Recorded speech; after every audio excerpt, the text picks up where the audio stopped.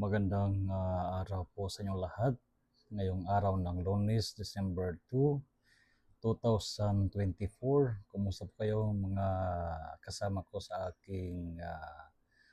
ating social media apostolate na ang pamagat ay Laags. Dalangin ko na ang bawat isa sa inyo kasama ang inyong mga mahal sa buhay ay nasa mabuting kalagayan.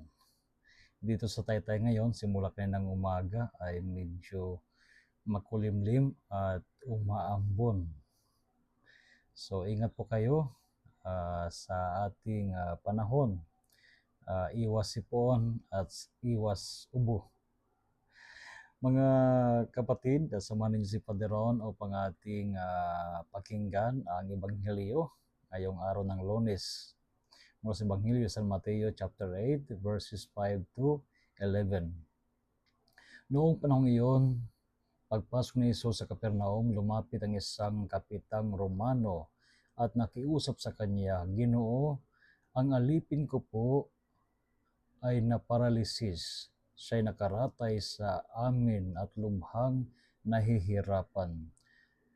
Paruron ako at pagagalingin siya," sabi ni Jesus. Ngunit sumagot sa kanya ang kapitan, "Ginoo, hindi po ako karapat-dapat na puntahan pa ninyo sa aking bahay.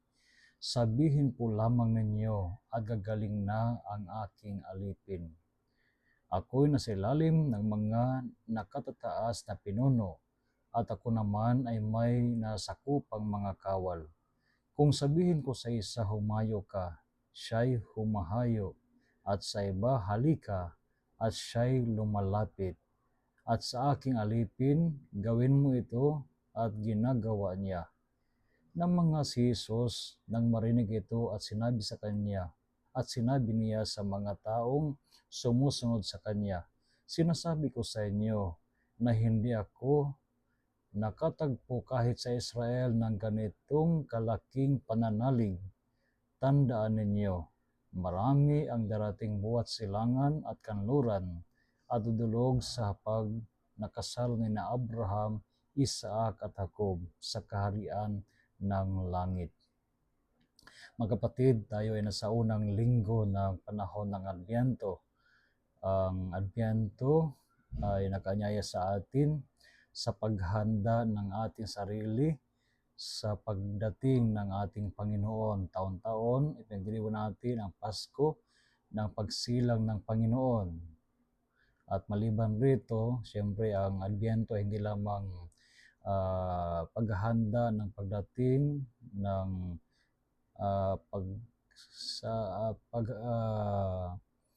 pagdiriwang ng pagsilang ng ating Panginoon. Ito rin ay paghahanda natin sa sarili sa muling pagbabalik ng ating Panginoon sa wakas ng panahon. Ano nga bang inasahan sa atin ngayong Adbyento bilang paghahanda ng sarili? Una ay ang kahalagahan ng pagbabalik loob sa Panginoon. Kaya napakahalaga na ating paigtingin ang ating buhay panalangin, sapagkat ang conversion, ang pagbabalik loob sa Diyos ay hindi lamang ito ay kagawan natin. No, it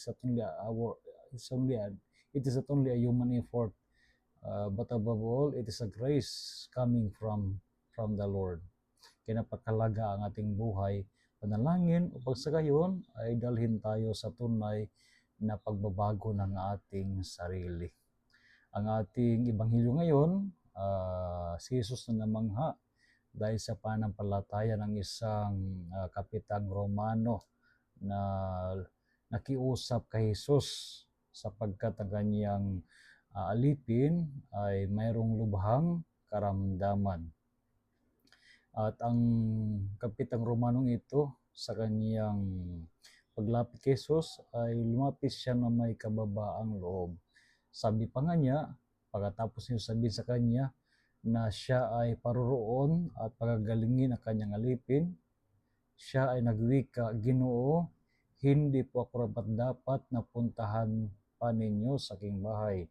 Sabihin po lamang ninyo at gagaling na ang aking alipin." ating naalala sa banal na misa, bago tayo tumanggap sa banal komunyon, sinasabi natin ang mga salita ito, no? Panginoon, di ko dapat na magpatuloy sa iyo, isang salita mo lamang ay gagaling na ako. Lahat tayo sa harap ng Panginoon ay hindi karapat-dapat, kaya napakahalaga ang pagkakaroon ng kababaan ng kalooban. Sa magitan ng ating kababaan ng kalooban, sigurado dadalhin tayo ng Panginoon tungo sa ninanais natin na paghahanda ng ating sarili, ang pagkakaroon ng kalinisan ng ating puso, ang ating pagbabalik loob sa Diyos. Naway tulungan tayo ng biyayang Diyos sa ating mga ginagawa na paghahanda ngayong panahon ng Kwaresma. So again, a blessed day sa inyong lahat, at lagi kong dalangin na ang lahat kasama ng inyong mahal sa buhay na sa mabuting kalagayan. So maraming salamat sa lahat ng mga tumatangkilik at sumusuporta sa ating social media apostolate. Gawin po nating viral ang salita ng Diyos sa larangan ng social media. So again, a blessed day and God bless you all.